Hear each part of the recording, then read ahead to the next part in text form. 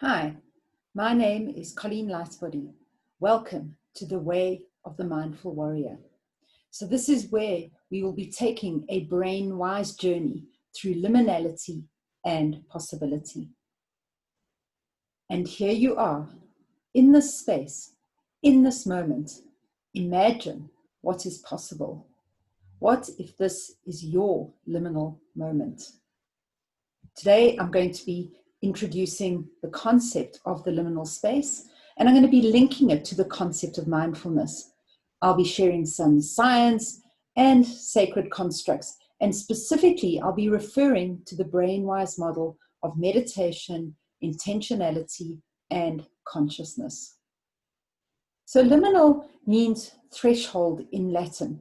Originally used in anthropological terms, it referred to rites of passage in tribal communities.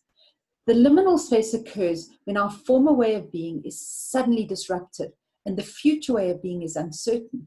It's a pause, it's a moment between two existences. You will have experienced liminal moments. Grief, traumatic experiences, divorce, illness can be experienced as liminal moments. It doesn't, however, have to be traumatic. A 21st birthday as a rite of passage into adulthood, getting engaged, any life transition where what we knew before no longer exists and we don't yet know what lies ahead. An example where I experienced a liminal moment was when I heard that my brother had passed away. And I wrote this in my journal. Dad moved heavily towards me. His words are muddled. The incomprehensible reality sluggishly intrudes my consciousness. The unthinkable, the worst possible truth is apparent in Dad's eyes. His voice is anguished. We have found him. Oh my God. In the distance, I hear sobbing.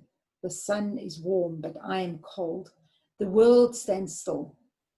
I hold on to Dad, and in that moment, I know our lives will never feel quite right again. That moment of impact when suddenly you know that you've lost a beloved person. You're immobilized. The world seems surreal. Time slows down, and you know that life will never be the same again. So grief is a dramatic example of the liminal moments. Others may be found in much lighter moments. For example, a graduation, switching from scholar to professional, getting married. A liminal moment can last a second or it can last days. It can last weeks, months, and sometimes even years. The liminal moments can be personal, it can be social, it can be experienced by a family or a community, and even sometimes experienced as a transition on a macro scale, national or even global level. So the pandemic that is immobilizing the planet right now, this is a liminal space for humanity as a whole. In the liminal moment, our conditioned limits of thinking, behaviors, feelings are challenged, and space is created for us to change direction. The problem is if we do not inhabit that space mindfully, it loses its meaning and it loses the opportunity it presents and even possible healing. Even in the experience of death, the grieving person needs to be allowed to be sad, to feel the loss and adjust to the new normal without apology or haste. So I use the metaphor of a trapeze artist to capture the liminal moment. The artist swings high above the earth, hands outstretched, knees folded around the sureness of a metal bar, watching, poised, alert, back and forth, back and forth. Faces gaze skyward as the artist lets go, choosing flight, waiting for the grace of his new refuge, inhabiting a boundless space between breath and death, between breath and death. A gasp, apprehensive, excited inhalation, emotion transformed, suspended in an infinitesimal instant. Anything is possible in this space, in the void. in that liminal moment, that liminal moment. So I've worked for many years researching and speaking about mindfulness as a means to create a space, a separation from what we were and who we become. Mindfulness can be seen as the pause that allows us to be in that present moment and make choices.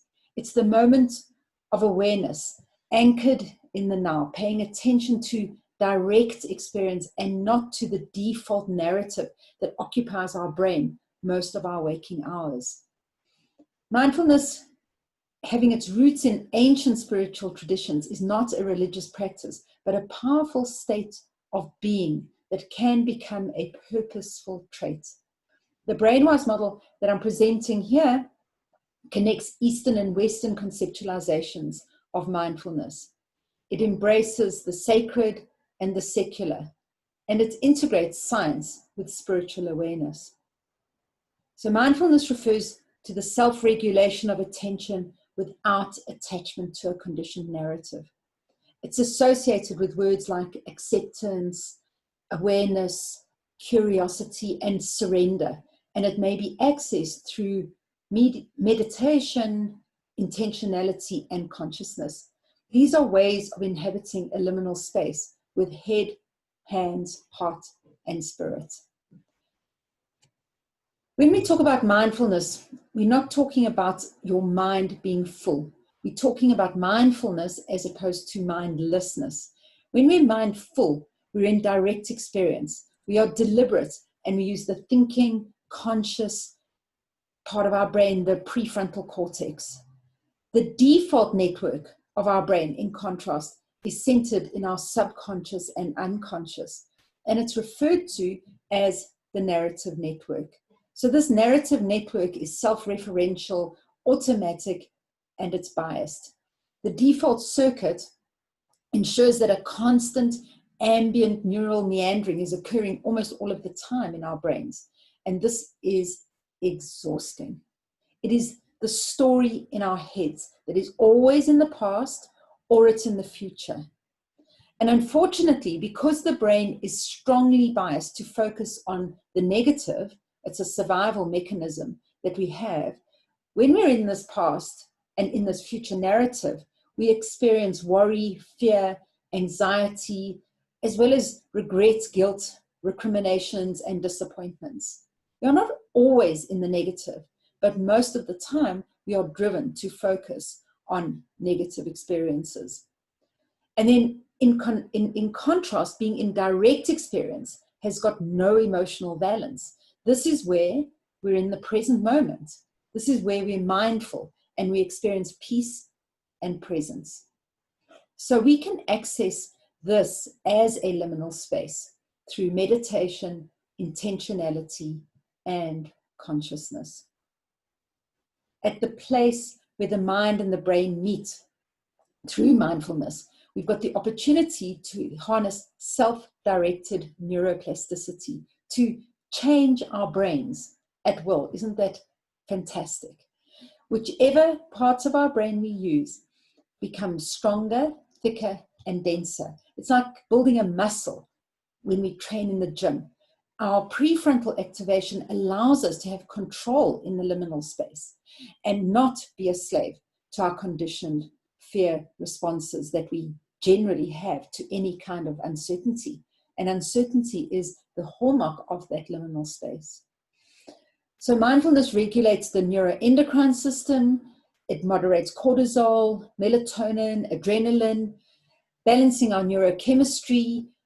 And this allows us to navigate difficult circumstances in a way that is wise and in a way that is conscious. So mindfulness as an attention practice also allows us to have mental control as well as metacognitive awareness. Awareness about being aware. It's a really powerful way of being, to be able to be above ourselves and observe ourselves.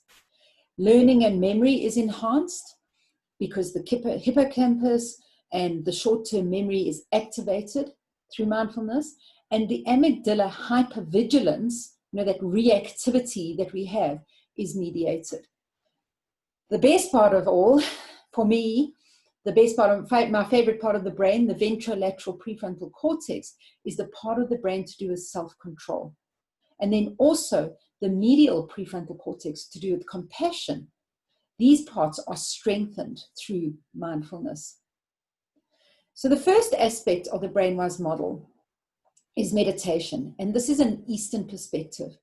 It can be seen as a means to train one's brain and be present in the liminal moment. In a sense, when we meditate, we are training our brain to connect to our hearts and not to connect to the meandering of our mind. When we exercise this muscle that allows us to not be controlled by this conditioned reactivity, but rather to choose our responses, it allows us to choose our focus and therefore our outcomes. So meditation is the means to train this part of our brain to get out of the narrative circuit and be present in direct experience. The second aspect, intentionality, is the purposeful focus of thinking, emotions, and action. So this is a more Western perspective. It encourages us to become pre-mindful, to be intentional and deliberate about how we experience, respond to the world. We're intentional when we engage with our child or our colleagues and become deliberate about how we show up with our child and our colleagues and the world, in fact. We're sensitive to context. We're not just automatically responding to whatever is occurring in an unconscious way, but we're able to reappraise situations and have perspective. So when we're intentional about how we are in our engagements and how we are present in the world, we're able to navigate difficult times like the current pandemic. We can do it curiously, we can do it open to possibility and without fear. The third aspect of the model, consciousness, this is what allows us to live in the present moment without an attachment to an ego identity.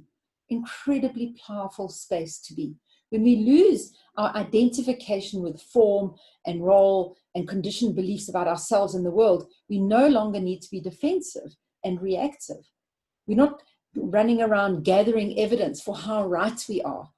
In this space, the space of consciousness, we are able to have an inner locus of control. Okay, we're not responding to other people's opinions and expectations and judgments. So Eckhart Tolle says, how do you know that this is the experience you need? Because this is the experience that you're having. Resisting what is insanity indeed. Consciousness insists that we surrender, we allow, we accept, and we even embrace joy and suffering. It's inevitable anyway. And when we rise above this identity that we're so attached to, we allow the pure, energetic life force that is our spirit to be present. And we released from this narrative of our conditioned experiences. In this space, this liminal space, we're free to transcend pain and restrictions. We may shift perspectives, we may experiment with possibility, allowing not knowing to be a place of power rather than a place of vulnerability. And here is where we can access our intuition, we can be present, and it allows us to be much more flexible. We speak about how great spiritual leaders and saints and shaman and sangomas and nyangas have experienced dramatic, life-changing periods of liminality. South African traditional healers speak of a twasa, a rigorous life journey filled with pain and trials and hardship.